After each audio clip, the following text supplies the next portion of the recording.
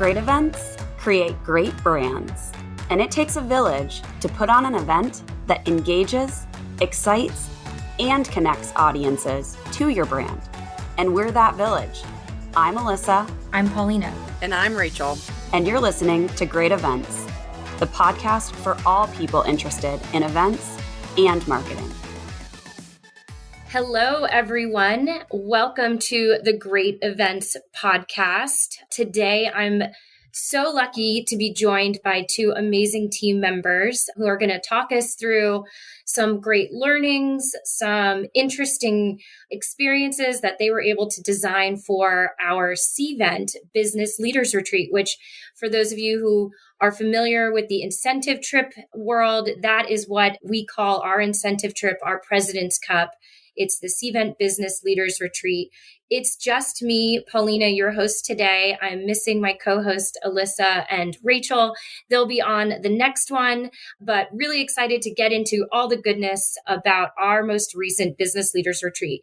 Before we do that, I'd love to introduce our guest speakers today and let them tell you all a little bit about themselves. So why don't we start with you, Kayla?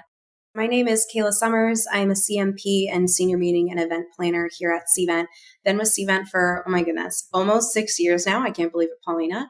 And this year I led our Business Leaders Retreat, of course, with Sam by my side. We were quite a dynamic duo, and perfect segue over to you, Sam.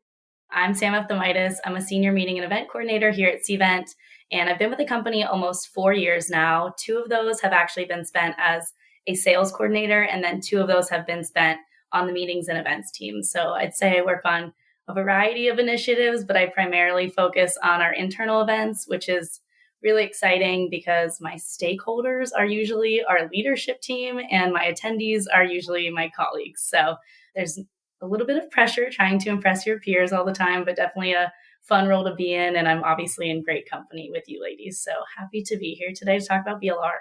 Thank you both for introducing yourselves. I'm just going to frame up today's conversation. It is all about the goodness that Kayla and Sam have to share with you all. But just to kind of give everyone a sort of baseline understanding of what our BLR, Business Leaders Retreat, is all about, because we do have listeners who are, more in the marketing world, perhaps the content world. So we want to make sure everyone's kind of coming to this with the same mindset. It's been since 2019 since we've hosted our last incentive trip, and it is the value to our sales organization is immense, right? It's absolutely incredible. It brings a sense of camaraderie across different sales teams.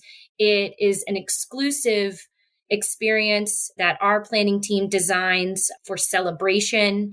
And there is a business impact to this. It's a big budget line item on our total event program budget. And there's a lot that you try to squeeze into it with that budget. So kind of want to start off with, let's talk about the event design pieces of the BLR, and really love for you guys to share, what are the priorities of the event from the planning side, from your stakeholder side, and then talk us through some of the decisions that you all had to think about for the unveiling, bringing back to life this one event that has had a 2-year hiatus. So Kayla, why don't you kick it off with what were those initial priorities post-pandemic? There are 2 big things that come to mind. First and foremost, of course, is and always our priority is the health and safety of our attendees. So we made it a priority to really acclimate ourselves to every and any situation and to really have a deep understanding of what those plans A's, B, and even C was. So on top of the traditional risks that you typically might plan for an event in Mexico, it was held in Cancun, Mexico at the wonderful Dreams Natura Resort and Spa. And so we had, outside of the normal contingency you might have for those incentive planners that has planned events in Mexico, like, Zika virus used to be the old kind of historical contingency. But now we, of course, had that added layer of contingency planning for COVID-19. We did have a global audience. So we had some very long conversations with our travel team, with our human resources team, really understanding our insurance policies, what's covered, what isn't for guest and non-guest, really understanding every step of the worst case scenario was an immensely helpful exercise for us. So that was was something that we, of course, did. And outside of that post-pandemic scope, we were also facing the more traditional challenges, such as being at the cusp of wet season. Our events were June 2nd to the 5th. So we had a fun little game with Mother Nature and what that means for us and all that kind of planning. And then I'd say the second really is budget, but a little different, right? We had budget reevaluation, I think, this year, and a lot of fluctuating variables. We had to take a step back after this hiatus and say to ourselves and to our leadership, hey, we're not living in a 2019 world anymore with 2019 costs. And that's outside of the general inflation. So furthermore, our line items, they're just not hitting the same. That $65K budget that you might have set aside for flights, well, now that's more looking like $85 to $90K, depending on where your attendees are coming from and just, the huge rise in prices of flights that we were dealing with at the time. So, while we were fortunate enough to have leadership really understand the importance of the event and we didn't have to face any, major cuts to our budget, we certainly had to do some budget efficiency exercises. So super conscious with every dollar spent. We negotiated some serious concessions that went far beyond just the 15% discount that you might get just on the spot. And what I would say to those that might be going through the same, get very creative of what could be free for you. So my tip is continue to negotiate after that contracting process is done. After you receive that countersigned contract, it doesn't mean that the negotiating stops there. We ask for a lot of different things that could be free, but still a huge impact to our attendees, like tequila tasting or reserving an area by the pool where everyone can congregate. So we found that like 70% of those asks were at no cost to us. So that was a really great learning experience when we looked at those two priorities. I love that. Any kind of tips and tricks that we can share with listeners, I feel like goes such a long way. And, what do we always say? If you don't ask, you'll never know. And so there's so much of that that's true, particularly with these sort of white glove, very highly curated experiences. So great suggestions, great tips. It's so interesting to see how we think about contingency planning. Not everything is about COVID anymore. We have to remember what force majeure means beyond this pandemic. And it's great to see how you guys really navigated that with such ease. Okay, Sam, let's talk about some of the priorities that you helped manage and design for this year's program. I was focused on kind of a two-pronged approach for our attendee experience, meaning we really wanted to identify our attendees. And in the past, I think we may have been guilty of saying, oh, it's the sales army, they just want to party and have a good time. But some of these people have been coming on this trip for the last 8-10 years as consistent top performers. So obviously, things are looking a little bit different for them now. Some people were bringing babies on the trip, fiancés. They were using it as their annual girls' trip. So we really just focused on leveraging our technology for many different aspects, but especially to get to know our attendees on kind of like that personal level. So even looking through simple hotel requests in their registration and taking into account every single dietary restriction, we really got to know them and we had some personal conversations with them. Obviously, when they're traveling outside of the country, they have a lot of questions, but we got to know them on a deep level. We used our polling and survey tools to let them decide what this event looked like for them. We let them pick their excursion that we went on. So just focused on knowing your attendees and then using that to kind of drive your event decisions. I'll add that we knew this group was thorough because they are true sales professionals. They leave no question unanswered. So Kayla and I even spun up a BLR bulletin with all of the details on travel insurance, transportation, agenda, hotel details, evacuation plans, exactly what to wear. You name it, they wanted to know the details of it. So we really upped our communication here, and we knew that was something that our attendees expected from us.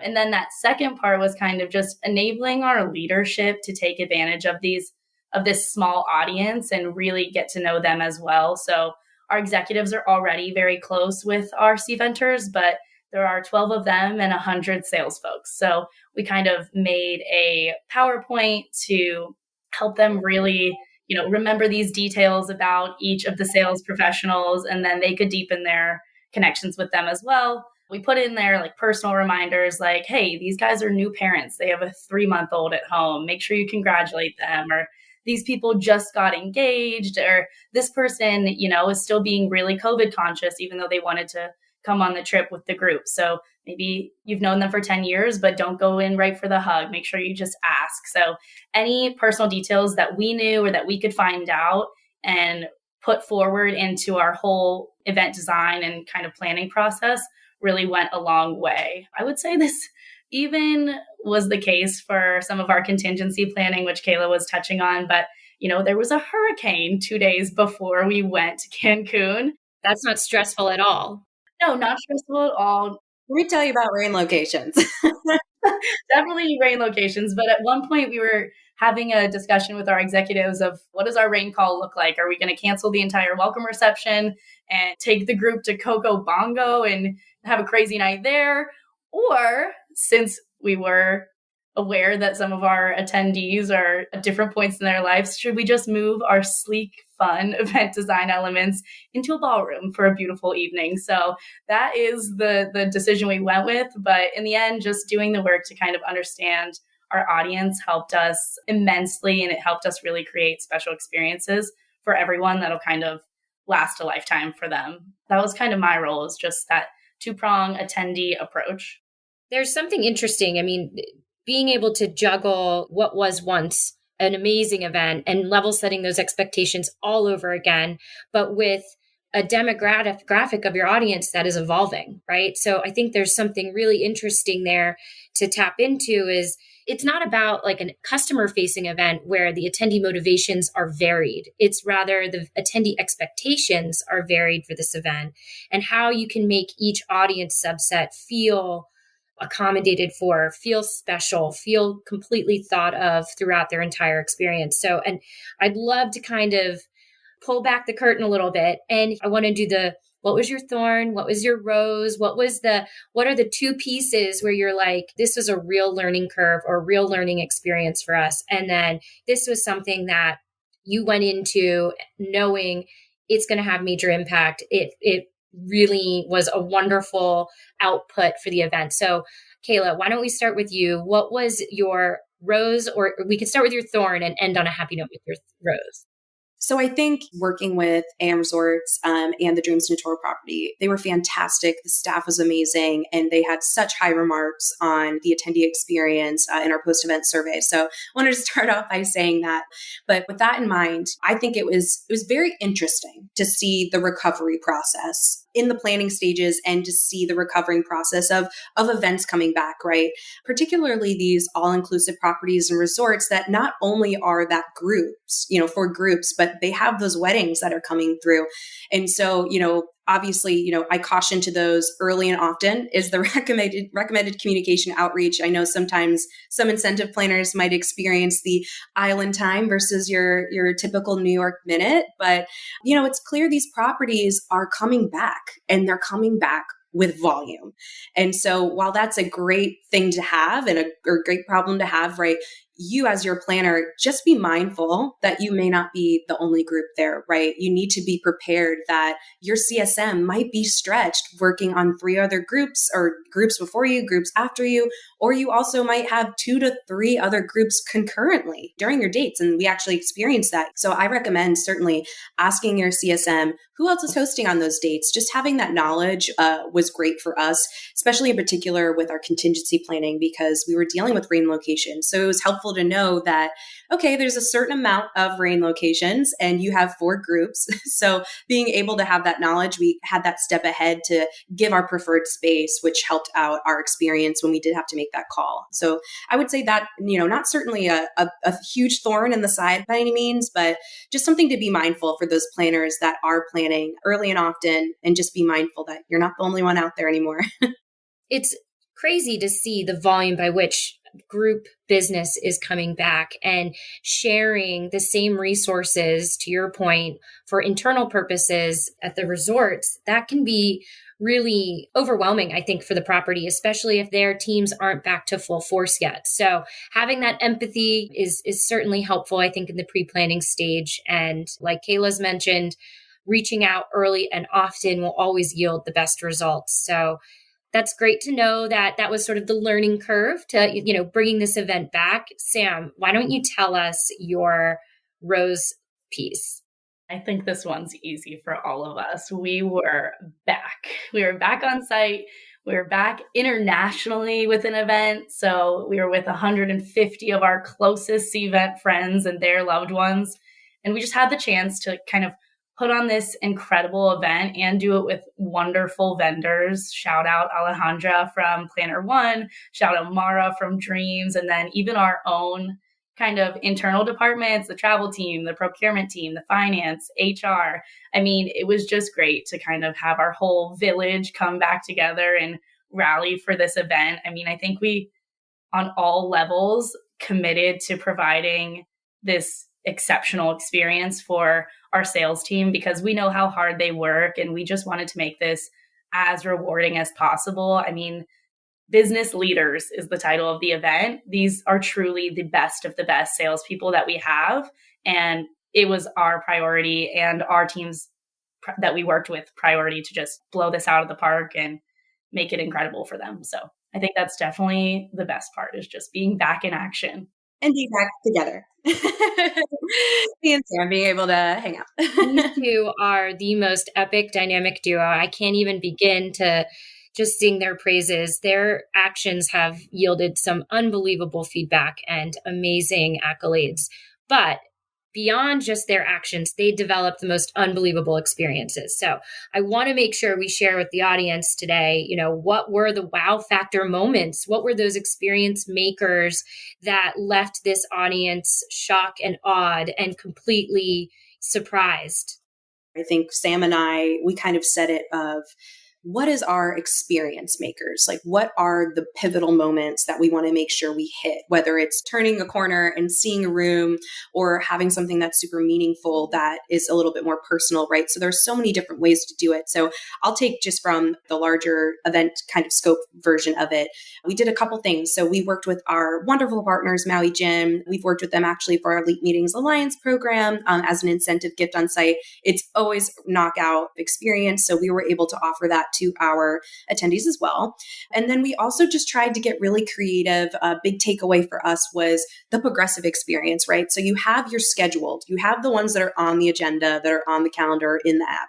But then what are the ones that aren't there? What's the surprise? What's the after? And so we've really focused on that experience and having that being the experience maker. And the biggest one I think we can think of is the Dreams Natura Resort and Spa had a beautiful underground spa cenote. So when I went on my site visit, I said, could we turn this into like an after rave cave? And it took some convincing, but they were up for it. Obviously you had your furniture removal and your cleaning fees, but didn't quite break the bank. It was within the budget. And we were able to do this surprise afterglow party rendezvous for which our entire white attired attendee group from upstairs traveled down into the transition to this awesome kind of surprise space. And they were all glowed up and it just worked out really well. So that's something we're definitely taking away from us from this event and putting it in our playbook for next year for that kind of experience. So certainly my tip for that is see what spaces are at the property and see what spaces you can get creative with. I think that was my biggest takeaway is there. It doesn't just have to be the ballroom or that space, but anything that really looks like could be transformative and memory making. So that's mine. What about you, Sam? My wow moment would probably be just making it kind of a full scope experience and really trying to treat everyone like a VIP. So we had, like Kayla said, all of these great group activities, but on a more personal level, we were kind of able to weave in some special touches. So, we did room drops with custom welcome notes. We, knew exactly who had a baby or a toddler. We got swag for the kiddos. There was swag for the attendees. We made group messages for like new mothers who maybe, were going through the same things, being away from their kiddos for the first time.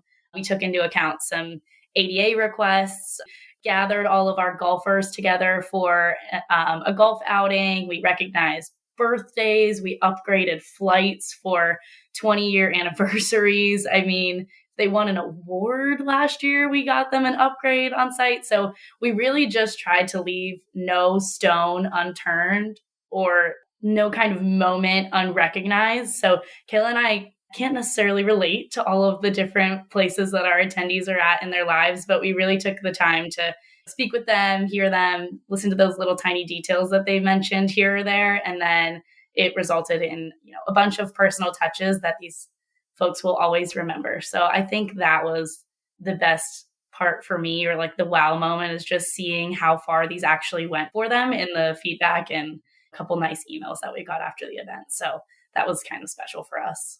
And just to kind of wrap it up, I mean, the Rave Cave Glow after party, there were some amazing learnings from that, right? There's no sound ordinance. And I feel like, people want to let loose in creative ways and introducing, I think you had like glow art. So people were doing like painted tattoos on their arms. I think there's ways that we can start to engage. And this is all about, the evolution of understanding your attendees. And not everyone wants to have a booze cruise or a boozy night. And so weaving in these more sort of theatrical or performative opportunities, I feel like just starts to speak to attendee preferences. And I absolutely love that you guys curated really memorable opportunities to connect people. There is this whole element of incentive trips, business leaders retreat, to create this tight-knit community of the best, but then to extend that community to their significant others or their plus one guests and foster a community within the community, I think is just amazing. And, we do this for customer-facing events, right? We take our first timers to the event and make sure they get an opportunity to meet with one another and connect and network. So taking a similar approach for your customer-facing programs and thinking of thoughtful ways to bring the sort of sub-communities for your internal events together, I think is just genius and tells a fantastic story. I feel like we are also at time, but I want to thank both of you for taking the time today to chat with us, tell us all the goodness from the Business Leaders Retreat. A massive, massive congratulations to you both for hosting such a memorable experience. And Sam, you're up on deck for 2023 planning. I'm ready for it. Awesome. Well, thank you both so much. Listeners, I hope you all enjoyed our chat today and you found some inspiration or takeaways that you're able to leverage in your upcoming future incentive programs. Thanks for listening to this week's episode of Great Events, a podcast by Cvent. If you want more resources on how to make your events great, go to community.cvent.com. That's community.cvent.com. Or if you've got a question for us or just want to say hi, email us at greatevents@cvent.com.